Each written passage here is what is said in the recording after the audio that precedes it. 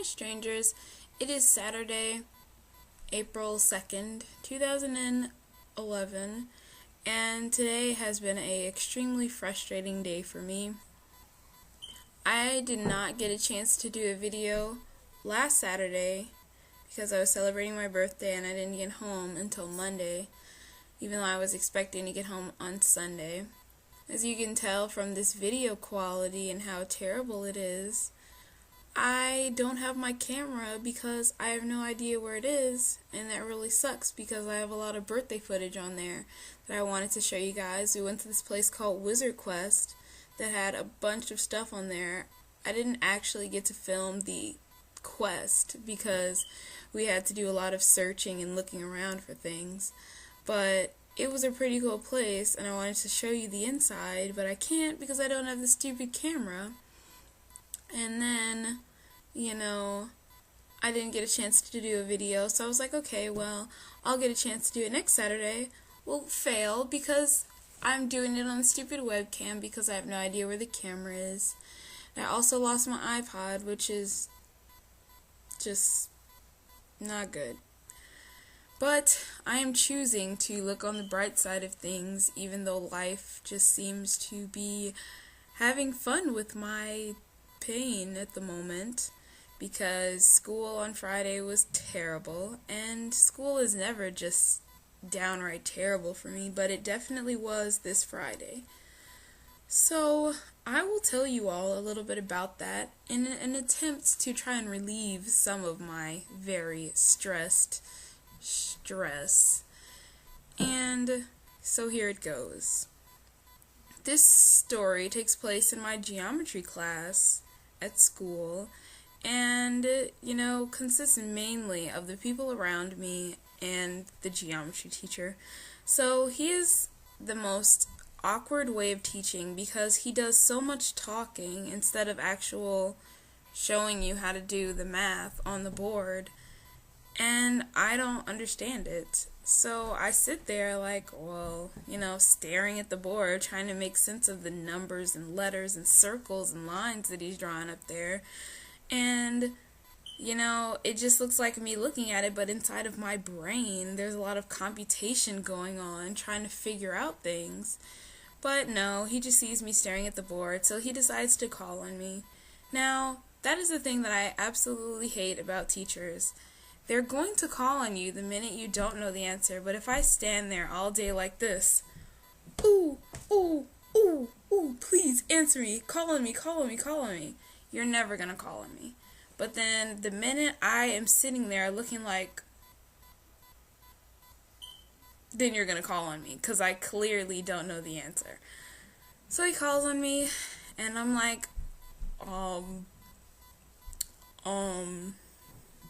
he's like, you need to start paying attention more. Wagging finger of doom.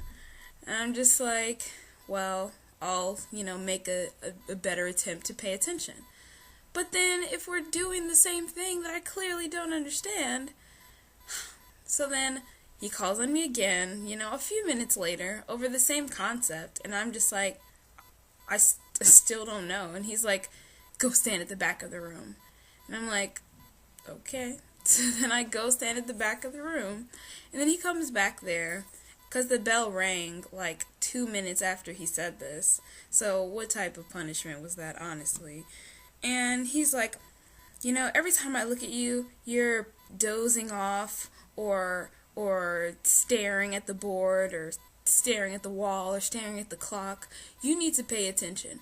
This is why. You can't complain. Don't come after school asking for help if you're not going to pay attention in class. And I'm just like,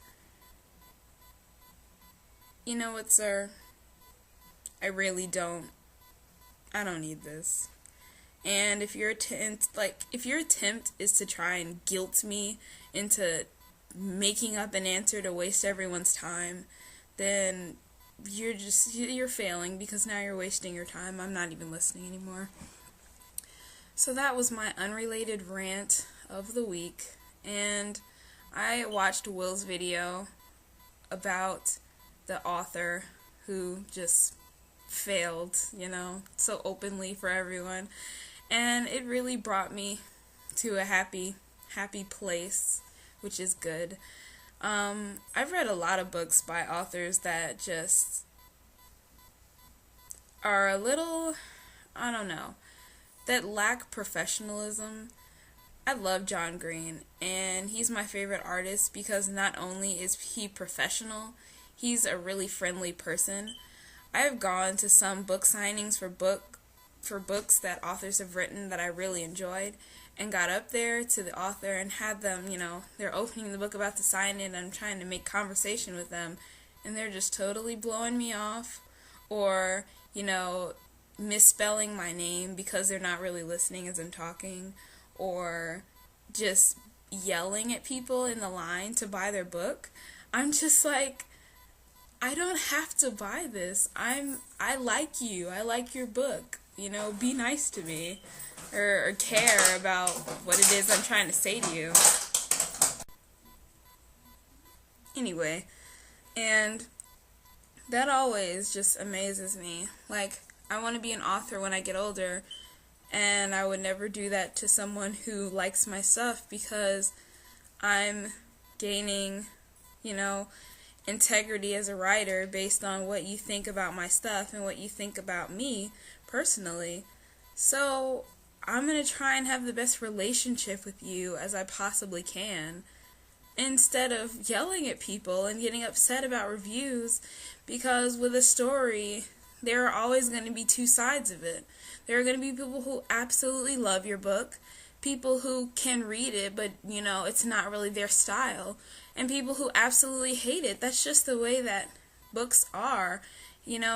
Everything has 2 points, and people need to realize that instead of acting crazy because everyone doesn't love your stuff.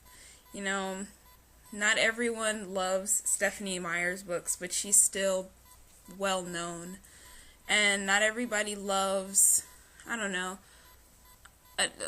every author has books that people don't like, or that everybody loves, but some people don't like other books.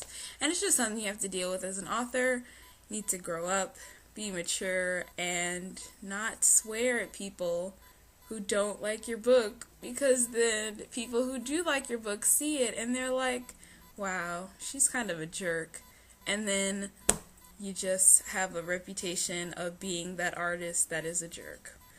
So that is all I had to say, strangers. Email me with ideas for themes because I'm exhausted from this week. And I will see you guys on Monday, Wednesday, and Friday. DFTBA.